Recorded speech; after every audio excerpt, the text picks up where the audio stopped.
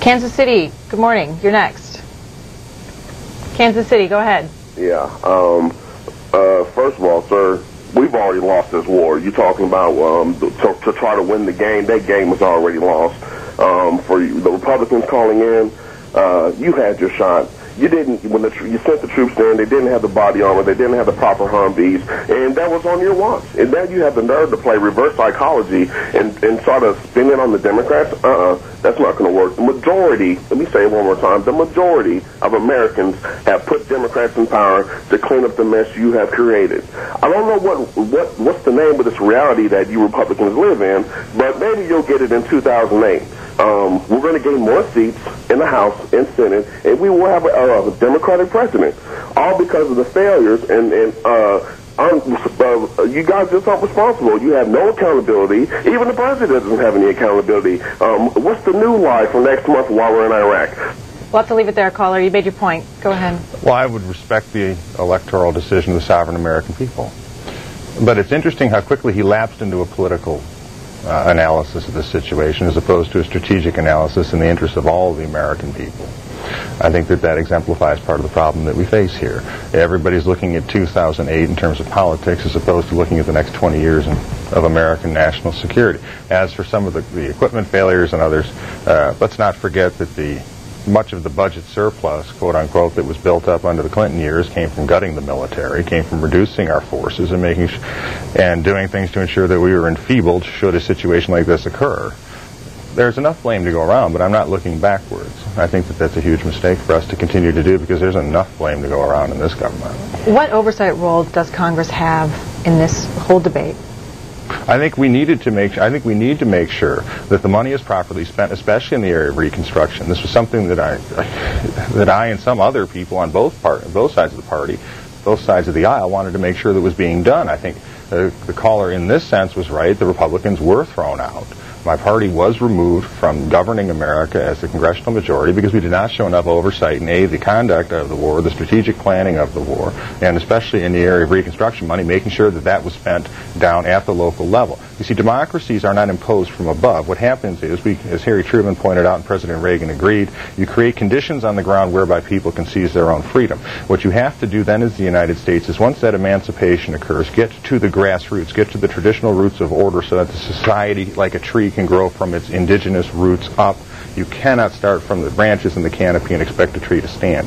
That mistake has been made in the new strategic initiative that we're in, which is the surge, quote unquote, is the twin pillar now is the reconstruction at the local level with the Iraqis, the proper and equitable distribution of the oil money from Baghdad into the provinces. If these things were not part of the overall plan, I would think that I would probably oppose what we're trying to do as impossible, because unless you provide these people a palpable sense that this is going to make their lives better, it becomes simply like the weather, where sometimes it's good, sometimes it's bad, and sometimes it kills you. It's something separate and apart from their ordinary daily lives. We cannot have that continue to occur. St. Charles, Illinois, on our line for Republicans. Yes, good morning. I'm Republican, and I do not agree with the congressman, although I've been extremely impressed with his answers, sir. You seem extremely intelligent. My biggest problem I have being a Republican, and I haven't switched parties yet, is the president. I think that the president has violated the trust of all the people. He lied about going in the war. He spied on people without permission.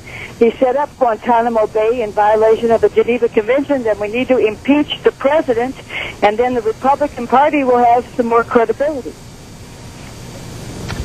Do you agree with that?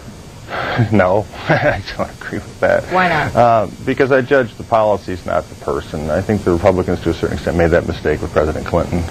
I was not here at the time, but as someone who was watching it from outside, much like our caller is, inside the Beltway, you start to think that these people go crazy, that they personalize everything, and that they tend to lose their sense of rootedness in their own communities that sent them here.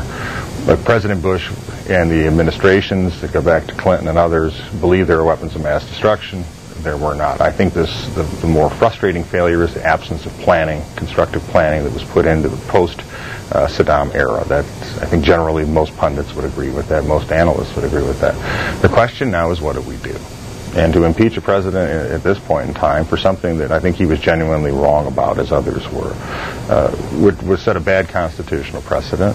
I think that some of the stuff that we are hearing of the incidences of, that he has been doing through the administration to try to make sure that the terrorists do not have access to each other or overseas into the United States and back and forth is something that responsible presidents like President Roosevelt and others have done throughout time.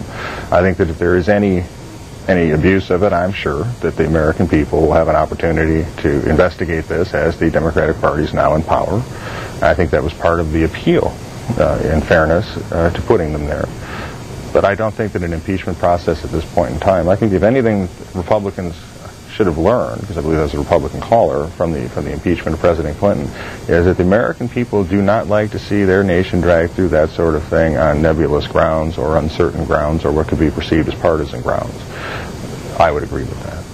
How much patience do you think the American people have for this ongoing debate over the war funding bill? I think, well, when I go home, it's what are you clowns out there doing today?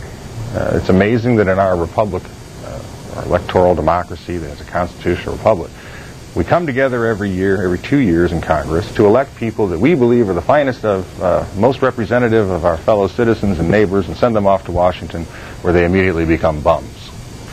So they would like to really see us start to do something constructive, stop the bickering, and go forward. But there are times in a nation's life where you have fundamental differences on matters of great import. I believe this is one of them. One of the interesting things, though, is that we find that generally these types of major differences between the parties occur before a conflict, not after it. The history of the country, especially with the formative experience for most Americans still of World War II, where the nation was sharply divided between isolationists and internationalists, such as President Roosevelt. President Roosevelt wanted to deal with the threat earlier. It was my own party predominantly, the Republican Party, that was isolationist, said no. They didn't even support Lend-Lease. They criticized him routinely. And yet, after Pearl Harbor, the nation came together and united to defeat fascism in Europe and Imperial Japan in Asia. Since September 11th, America united for a moment, and now they seem to be fraying over the issue of Iraq, where I don't think they're fraying over the larger issue of the war on terror.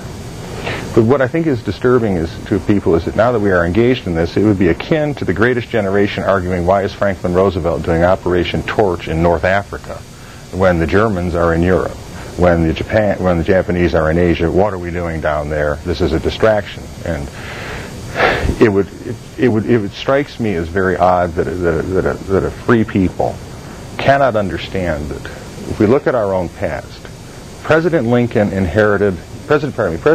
had a war on secession. It became a war for emancipation so this country could have a new birth of freedom. What we're going through now, the initial stages of the war on terror became a war on terror. It has now changed into a war for freedom so that the world, and the Middle East in particular, can have a new birth of freedom.